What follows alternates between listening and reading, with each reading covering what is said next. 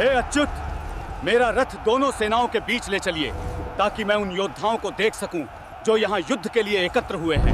मैं उन लोगों को देखना चाहता हूँ जो यहाँ युद्ध करने के लिए एकत्र हुए हैं और जो धृतराष्ट्र के दुष्ट पुत्र को प्रसन्न करने के लिए तैयार खड़े हैं।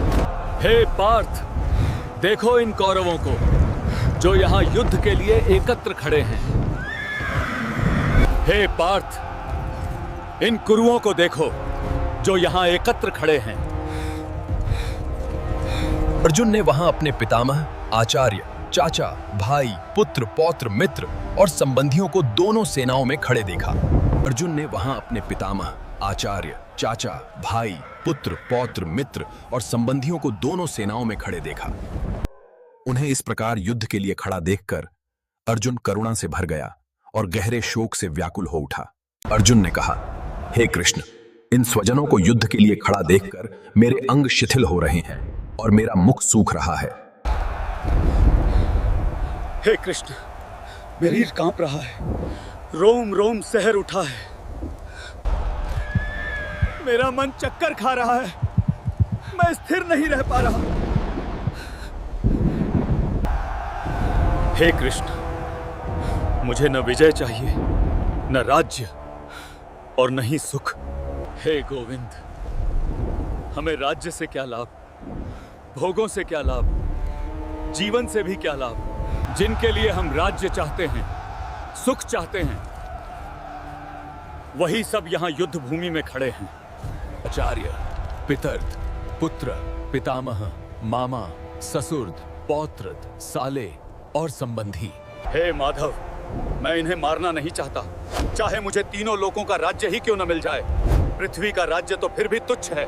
हे माधव, मैं इन्हें मारना नहीं चाहता, चाहे तीनों लोकों का राज्य ही क्यों न मिल जाए। पृथ्वी का राज्य तो फिर भी तुच्छ है। धृतराष्ट्र के पुत्रों को मारकर हमें क्या सुख मिलेगा हे माधव? अपने ही बंधुओं को मारकर हमें पाप ही प्राप्त होगा। यद्यपि वे लोग लोभ से अंधे हो गए हैं और कुलनाश में दोष नहीं देखते, फिर भी हमें ये पाप क्यों करना चाहिए? हम जो कुलनाश का दोष जानते हैं, हमें इस पाप से क्यों न बचना चाहिए? जब विनाश स्पष्ट दिखाई दे रहा है तो फिर हम इसे क्यों स्वीकार करें? जब किसी कुल का विनाश होता है तो उसका सनातन धर्म नष्ट हो जाता है और धर्म के नष्ट होते ही अधर्म उस कुल को घेर लेता है। जब अधर्म बढ़ता है, हे कृष्ण, तब कुल की स्त्रियां दूषित हो जाती हैं और स्त्रियों के पतन से समाज में अव्यवस्था उत्पन्न होती है। अधर्म बढ़ता है, कुल के नष्ट होने पर वर्ण संकर उत्पन्न होता है और उस अव्यवस्था से कुल तथा उसके पूर्वजों का पतन निश्चित हो जाता है। संकरो नरकायैव कुलघ्नानां कुलस्य च पतन्ति पितरो येषां लुप्त पिंडोदक क्रियाः। वर्ण संकर के कारण पिंड और जल का दान रुक जाता है और इस प्रकार पूर्वज अधोगति को प्राप्त होते हैं। ऐसे दोषों से कुल धर्म नष्ट हो जाते हैं और जब धर्म समाप्त हो जाता है तब अधर्म पूरे समाज पर छा जाता है।